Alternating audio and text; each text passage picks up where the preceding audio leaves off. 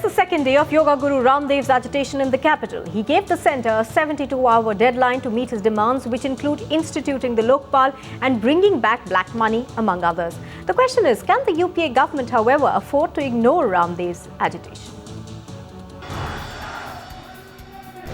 Baba Ramdev's huge show of strength in the heart of Delhi. Riding high on the numbers here, Ramdev hinting at things to come. पहले हमने खाली अब क्या असर होता है इस आंदोलन का पहले 4-5 राज्यों में दिखाया था। अगले लोकसभा चुनाव में ये देखेंगे किसको हराना है, किसको जिताना है। 3 दिन तक हम यहाँ भूखे प्यासे बैठे रहेंगे, रामलीला मैदान में ही डटे रहेंगे।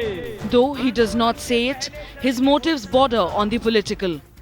Though Baba Ramdev from this dais behind us not once, not twice, but thrice said his movement would not go political, highly placed sources say that he is looking for another alternative which will come to be known within the next 72 hours when his movement's second phase begins.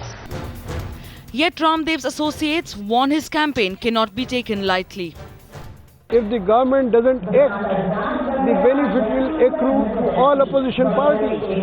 Whichever party wants to take advantage of Ramdev's popularity, they will be benefited. Who can stop them?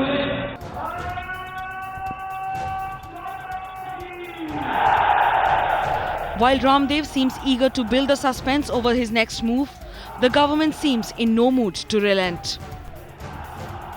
One key differentiator between this time and Anna Hazare's protest is the fact that both sides, at least for the sheer sake of tokenism, are open to negotiations, an element that was missing when Anna Hazare sat on protest. Whether this is going to materialize into something fruitful both for the government or Baba Ramdev is something that would have to be seen post the 72-hour deadline. With Rhythm and Abhay, Sanket Upadhyay for Times Now.